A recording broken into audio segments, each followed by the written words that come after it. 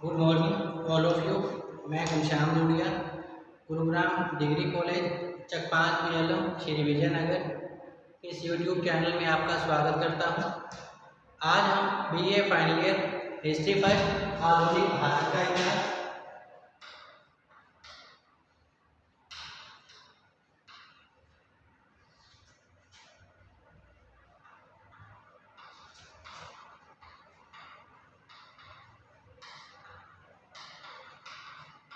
इसके अंतर्गत आज का जो हमारा टॉपिक है वह है 1857 की क्रांति के परिणाम एवं इसकी असफलता के क्या कारण थे, इसके बारे में जानकारी प्राप्त करेंगे। इससे पिछले वीडियो में हमने 1857 की क्रांति के प्रमुख कारकों के बारे में जानकारी प्राप्त की थी। आज हम 1857 की क्रांति के परिणामों और असफलता के बारे में जानकारी प्राप्त करेंगे। सबसे पहले 1857 की क्रांति के क्या परिणाम रहे, तो पहला परिणाम था कंपनी के शासन का अंत।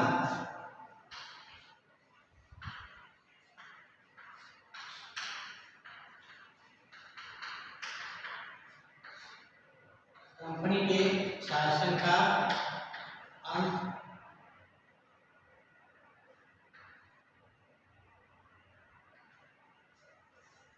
1857 की क्रांति चूंकि यह सफल रही थी, लेकिन इसके परिणाम दूरगामी थे। इस क्रांति ने लोगों में राष्ट्रीयता स्वतंत्रता की भावना स्थापित कर दी थी। कंपनी के शासन का अंत इस क्रांति का एक परिणाम रहा था। तो 1857 की क्रांति के विद्रोह की गंभीरता को देखते हुए ब्रिटिश पार्लियामेंट ने भारत पर से ईस्ट इंडिया कंपनी का जो शासन है सदैव के लिए समाप्त कर दिया था। भारत के शासन की बागडोर अब ब्रिटिश शासन के हाथों में चली गई थी। नवीन शासन व्यवस्था के अंतर्गत ब्रिटिश कैबिनेट में एक भारत मंत्री भी होने लगा, जिसकी सहायता के लिए भारतीय परिषद की व्यवस्था की गई। भारत का गवर्नर जनरल अब वायसराय अर्थात सम्राट का प्रतिनिधि कहलाने लगा था। इस प्रकार 1857 की क्रांति के परिणाम स्वरूप कंपनी के शासन का अंत हो गया था। नंबर 2 है शासन नीतियों में परिवर्तन।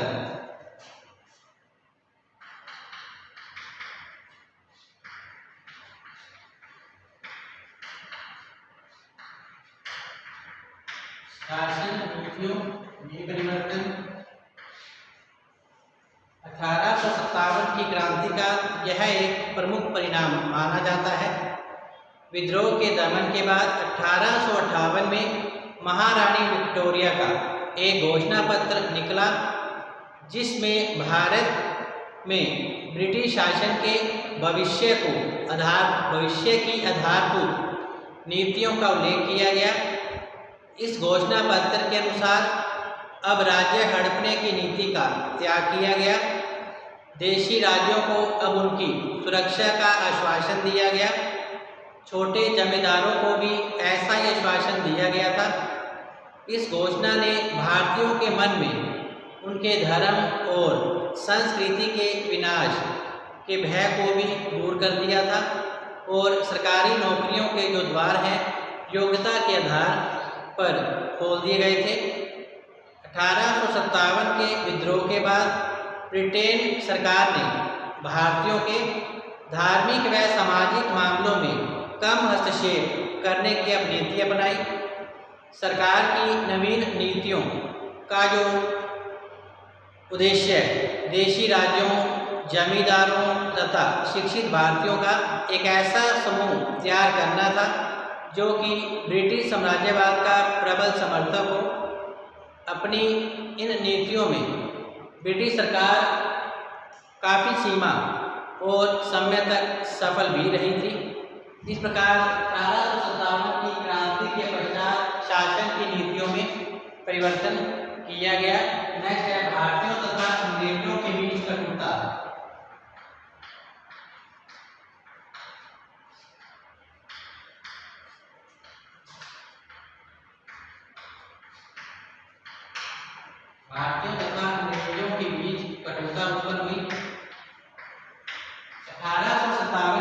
क्रांति के परिणाम स्वरूप भारतीयों और अंग्रेजों के बीच कटुता की भावना अब उत्पन्न हुई।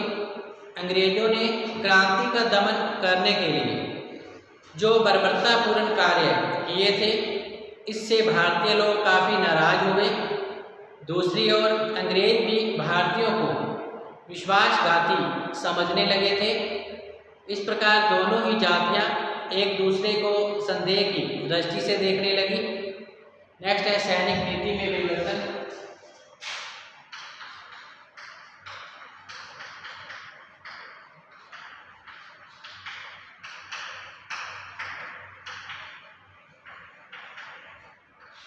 सैनिक नीति में परिवर्तन किया गया।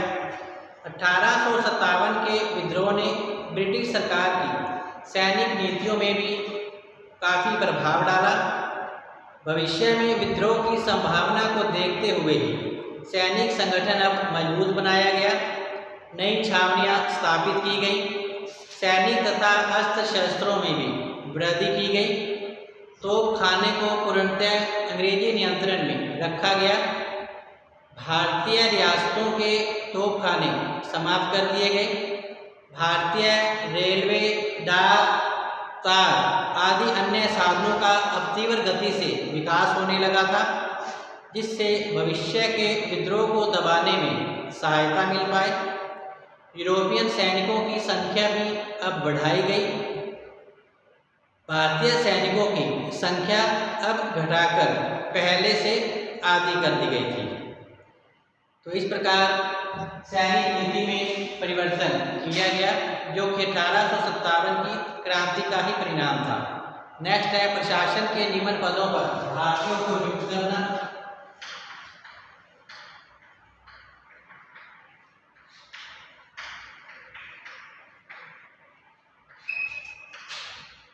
प्रशासन के निम्न पदों पर भारतीयों को नियुक्त करना।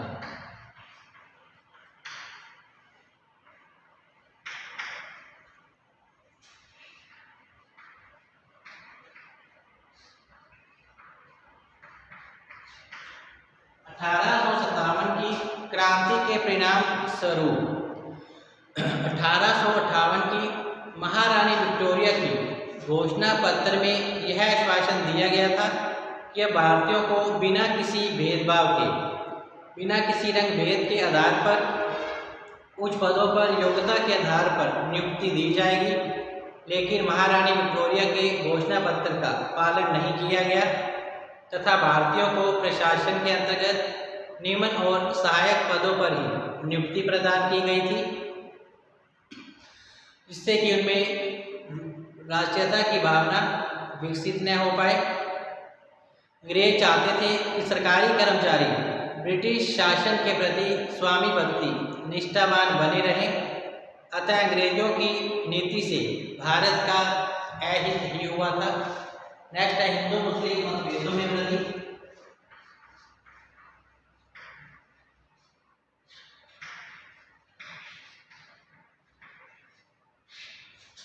हिंदू मुस्लिम मतभेदों में वृद्धि।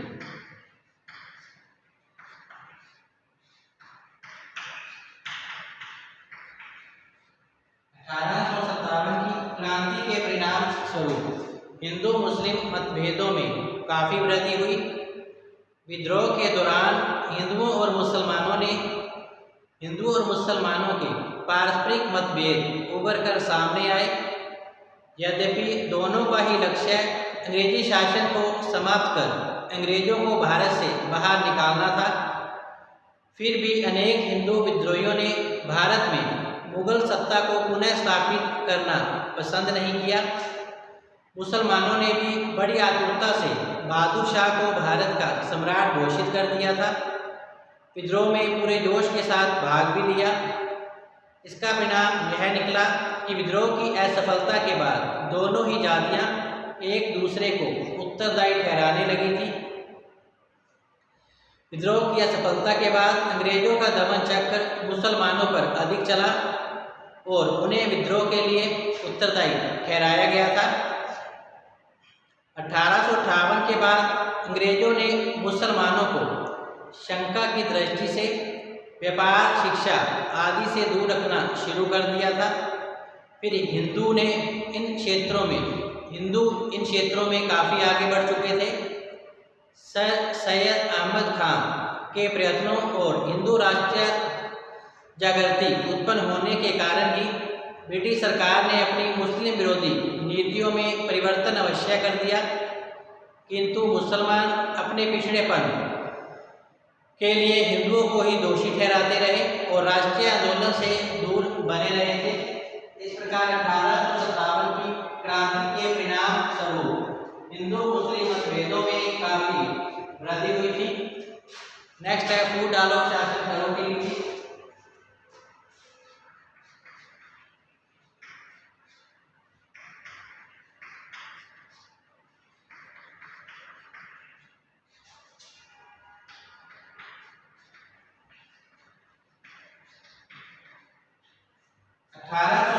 की क्रांति चूंकि यह सफल नहीं थी, लेकिन लोगों में राष्ट्रीयता की भावना उत्पन्न कर गई थी।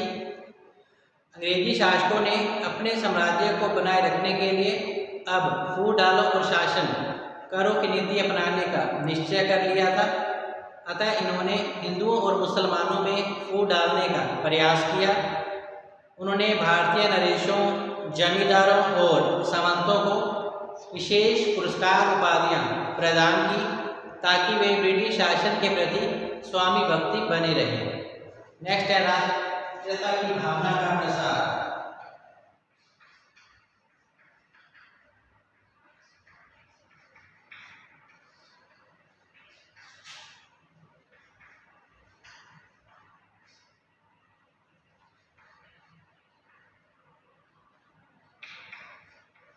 राष्ट्रीयता की भावना का प्रसार इस क्रांति का एक प्रमुख परिणाम रहा था। 1857 की क्रांति के परिणाम स्वरूप ही राष्ट्रीयता की भावना को प्रोत्साहन मिला। इस क्रांति ने भारतीयों में राष्ट्रीयता की भावना संचारित की, उनमें एकता और संगठन का पाठ पढ़ाया। नाना साहब, झांसी की रानी, बहादुर शाह आदि के त्याग और बलिदान से भारतीयों को काफ़ी प्रेरणा मिली, जिससे उनमें देशभक्ति, प्रेम, त्याग, बलिदान आदि भावनाएं संचारित हुई। इस प्रकार 1857 की क्रांति ने ही भारतीय लोगों में राष्ट्रीयता की भावना उत्पन्न कर दी थी। नेक्स्ट है आर्थिक प्रभाव।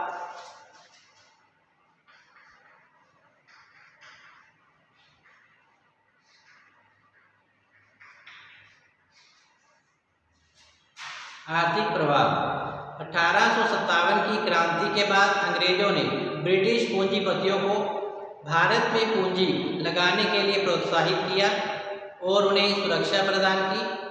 भारतीय उद्योगों को संरक्षण प्रदान नहीं किया गया। कंपनी भारत सरकार पर 3 करोड़ 60 लाख पाउंड का ऋण छोड़ गई थी, जिसकी पूर्ति भारतीय सरकार को अब भारतीयों का शोषण करके ही करना पड़ रहा था। अंग्रेजों की इस आर्थिक शोषण की नीति के चलते ही भारतीयों की दशा काफ़ी दयनीय खराब हो गई थी। नेक्स्ट है भारतीयों को लाभ।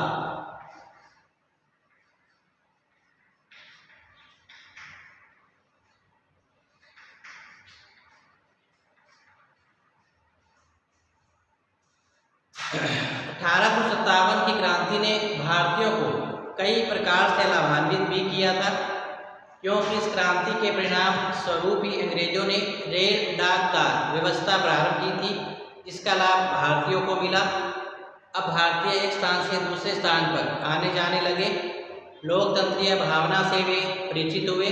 इनमें शिक्षा का प्रचार प्रसार हुआ तथा इनकी संस्कृति का आदान प्रदान होने लगा था। 1857 की क्रांति ने भारतीयों को कई प्रकार से लाभान्वित किया था। भारत में 1857 के विद्रोह से अधिक कोई सौभाग्यशाली घटना नहीं घटी। इससे भारतीय गगन मंडल को अनेक शंकाओं से मुक्त कर दिया था। विद्रोह के दमन के पश्चात ब्रिटिश सरकार का जो ध्यान है अब देश की आंतरिक दशा सुधारने की ओर गया। भारत के इतिहास में यही से वैधानिक विकास का सूत्रपात हुआ और धीरे धीरे भारतीयों को अपने देश के शासन में भाग लेने का अवसर मिला था। 1857 से भारत में एक आधुनिक युग का प्रारंभ होता है। तो इस प्रकार 1857 की क्रांति को केवल सैनिक विद्रोह नहीं कह सकते, इसमें असैनिक लोगों ने भी बढ़ चढ़कर भाग लिया था। यह विद्रोह अंग्रेजी सरकार की नीतियों और रवैयों के विरुद्ध उपज था। विद्रोहियों के पास विद्रोह की तथा विद्रोह के बाद राजकीय व्यवस्था के स्वरूप कोई सकारात्मक और व्यवहारिक योजना नहीं थी, इसलिए यह विद्रोह शीघ्र समाप्त हो गया था। फिर भी इसका प्रशासन और समाज पर व्यापक रूप से प्रभाव पड़ा था। इस प्रकार 1857 की क्रांति के निम्नलिखित परिणाम रहे थे। आइए हम देखते हैं 1857 की क्रांति की असफलता के क्या कारण थे। यह क्रांति असफल क्यों हुई, इसके बारे में जानकारी प्राप्त करते हैं। 1857 की क्रांति की असफलता के कारण।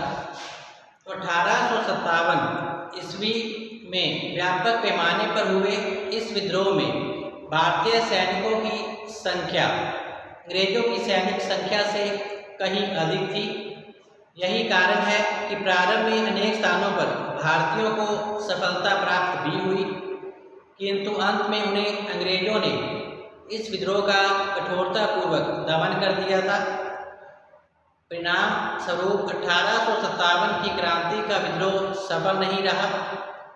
इस विद्रोह की असफलता के निम्नलिखित कारण रहे थे।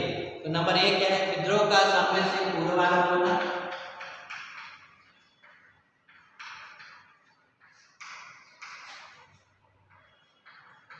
विद्रोह का समय से पूर्व आरंभ होना।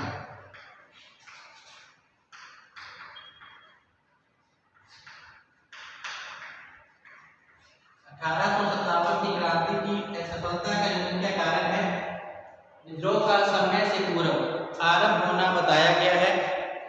विद्रोह की तिथि पहले 31 मई 1857 निर्धारित की गई थी, किंतु बैरकपुर में सैनिकों ने उत्साह में आकर ही इस क्रांति को समय से पूर्व प्रारंभ कर दिया था।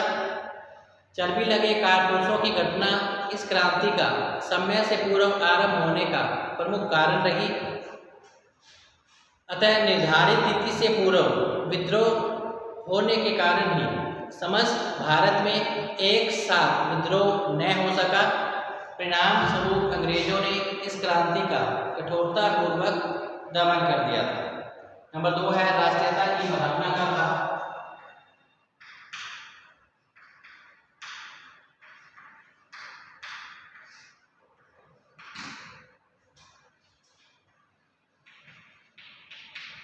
राष्ट्रीयता की भावना का अभाव। राष्ट्रीयता की भावना का अभाव इस क्रांति का एक अन्य कारण रहा। राष्ट्रीयता की भावना के अभाव के कारण ही भारतीय समाज के सभी वर्गों ने विद्रोह में एक साथ भाग नहीं लिया था, बल्कि सामंत वर्ग तो अंग्रेजों के साथ ही रहा था। तो यही कारण है कि भारतीय समाज के सभी वर्गों ने विद्रोह में साथ नहीं दिया। सामंत वर्ग अंग्रेजों का सहयोगी ही बना रहा। इसके परिणाम स्वरूप अंग्रेजों ने इस क्रांति का दमन कर दिया था। नेक्स्ट है उचित नेतृत्व का अभाव।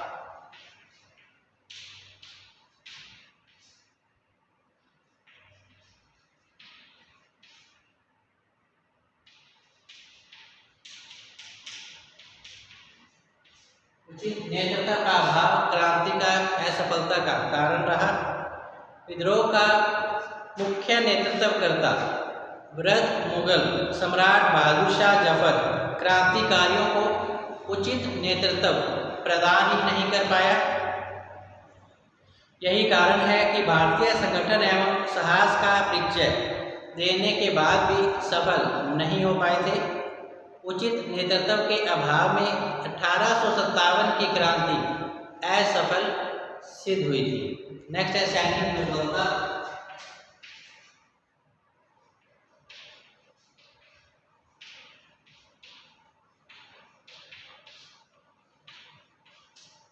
सैनिक दुर्बलता।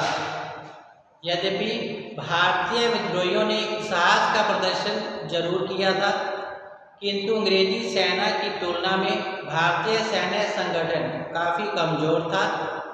नाना साहब एक कुशल संगठनकर्ता जरूर थे, किंतु एक अच्छे सेना नायक सिद्ध नहीं हुए। बहादुर शाह जफर भी वृद्ध होने के कारण सैनिक क्षमता का कुशल प्रदर्शन कर नहीं पाए, जिसके परिणाम स्वरूप 1857 की क्रांति असफल सिद्ध हुई। नेक्स्ट है आगमन व संचार के साधन।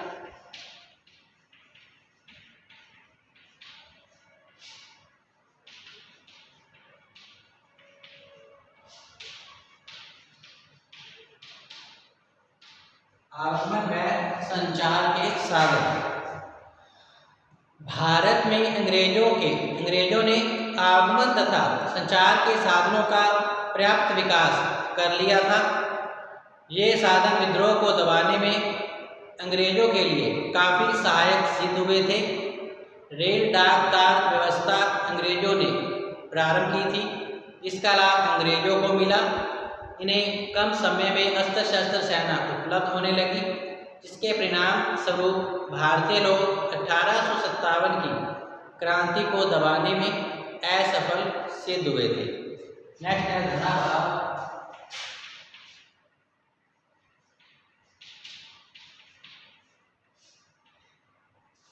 धनाभाव। क्रांतिकारियों के पास धन का भी अभाव था, जिसके कारण वह उचित मात्रा में अस्त्र शस्त्र सैनिकों का निर्माण नहीं कर पाए। उनकी इस स्थिति का अंग्रेजों ने काफ़ी फायदा उठाया, क्योंकि अंग्रेजों की अस्त्र शस्त्र व्यवस्था, सैन्य व्यवस्था काफ़ी मजबूत थी भारतीयों के मुकाबले, जिसके कारण अंग्रेजों ने इस क्रांति का दमन कर दिया। नेक्स्ट है शिक्षित वर्ग की उदासीनता।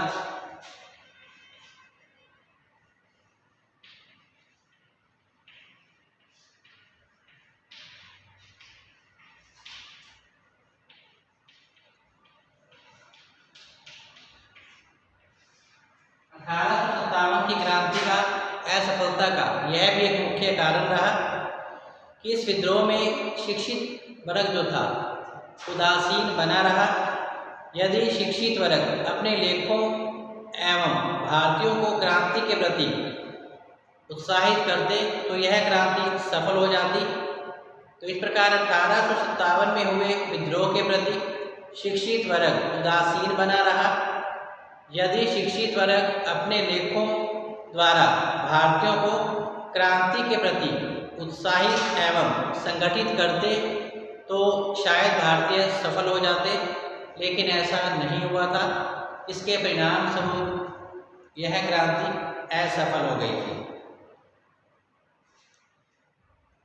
तो इस प्रकार 1857 की क्रांति की असफलता के लिए निम्नलिखित कारण उत्तरदायी रहे थे। 1857 की विद्रोह की प्रकृति। 1857 की क्रांति विद्रोह भारत के राष्ट्रीय इतिहास में एक महत्वपूर्ण घटना रही थी। इस विद्रोह की प्रकृति के संबंध में इतिहासकारों में काफ़ी मतभेद पाया जाता है, किंतु यह सामान्य रूप से स्वीकार किया जाता है कि यह मात्र एक सैनिक विद्रोह नहीं था, बल्कि भारत का ये प्रथम स्वतंत्रता संग्राम था, जिसमें हिंदू और मुसलमानों ने बढ़ चढ़कर भाग लिया था। अतः 1857 की प्रकृति के अंतर्गत 1857 का विद्रोह एक प्रथम स्वतंत्रता संग्राम रहा। इसके पीछे निम्नलिखित तर्क दिए जाते हैं। 1857 की क्रांति भारतीयों का प्रथम स्वतंत्रता संग्राम था। इसके निम्नलिखित कारण थे। नंबर 1, 1857 की क्रांति में केवल सैनिकों ने ही नहीं बल्कि उनके साथ लाखों नागरिकों ने भाग लिया था। दूसरा कारण, यह पहली क्रांति थी जिसमें हिंदू और मुसलमानों ने कंधे से कंधा मिलाकर सहयोग किया था और अंग्रेजी शासन को उखाड़ फेंकने का संकल्प लिया था। तीसरा कारण 1857 की क्रांति के प्रथम स्वतंत्रता संग्राम कहे जाने का। इस क्रांति को जन साधारण का समर्थन प्राप्त था। क्रांतिकारी अपने सीमित साधनों से ही शक्तिशाली अंग्रेजों से लगभग 1 वर्ष तक टक्कर लेते रहे। यह इस बात का प्रमाण है कि क्रांतिकारियों को जन साधारण की सहानुभूति एवं पूरा सहयोग प्राप्त था। चौथा कारण, अनेक स्थानों पर तो जनता ने ही सैनिकों को क्रांति के लिए प्रोत्साहित किया। जनता के सहयोग से ही अनेक स्थानों पर ब्रिटिश सत्ता का पूर्णतः उन्मूलन कर दिया गया था। जिन लोगों को या नरेशों ने अंग्रेजों का पक्ष लिया, उनका सामाजिक बहिष्कार किया गया था। अंग्रेज सेनापति जनरल हेवाग को अपने सैनिकों को गंगा नदी पार करने के लिए न तो नौकाएं प्राप्त हो पाई और न ही नाविक मिले थे। कानपुर के मजदूरों ने भी अंग्रेजों के लिए काम करना बंद कर दिया था। इससे स्पष्ट होता है कि यह एक जन क्रांति थी। पांचवा कारण, 1857 की क्रांति को भारतीय स्वतंत्रता संग्राम कहे जाने का। तो मुगल सम्राट बहादुर शाह ने राजपूतों के नरेशों को एक पत्र लिखा। यह मेरी हार्दिक इच्छा है कि मैं किसी भी मूल्य पर भारत से अंग्रेजों को निकलता हुआ देखूं। यह मेरी प्रबल इच्छा है कि संपूर्ण भारतवर्ष स्वतंत्र हो जाए। यदि आप सभी देशी नरेश अंग्रेजों को भारत से बाहर निकालने के लिए लोहा लें तो मैं अपनी पूरी शक्ति और अधिकार देशी नरेशों के किसी संघ को सौंपने को तैयार हूँ। बहादुर शाह की अपील से भारतीय प्रभावित होकर नाना साहब ने मुगल सम्राट का साथ देने की घोषणा की थी। तो उपयुक्त मतों को विवेचन से स्पष्ट है कि 1857 की क्रांति भारतीय स्वतंत्रता का प्रथम संग्राम थी।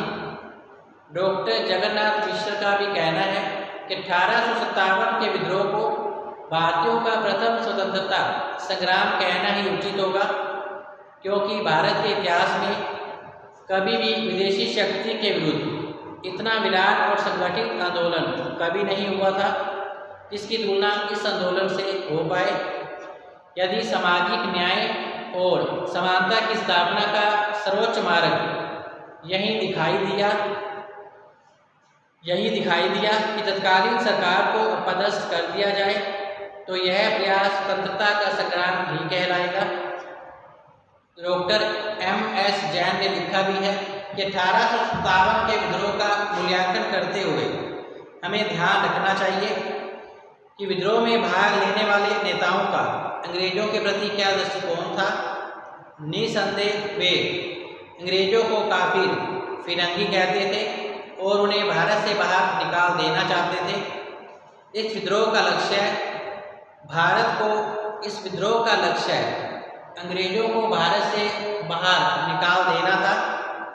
इससे बढ़ चढ़कर स्वतंत्रता संग्राम के लिए कोई और लक्ष्य नहीं हो सकता था। इस प्रकार 1857 की क्रांति की प्रकृति के अंतर्गत यह आंदोलन अर्थात 1857 की क्रांति को भारतीय स्वतंत्रता का प्रथम स्वतंत्रता संग्राम कहा गया था। इस प्रकार 1857 की क्रांति टॉपिक यहीं समाप्त होता है। कल हम फिर से हाजिर होंगे नए टॉपिक के साथ। तब तक आप घर पे रहें, सुरक्षित रहें, पढ़ते रहें। धन्यवाद।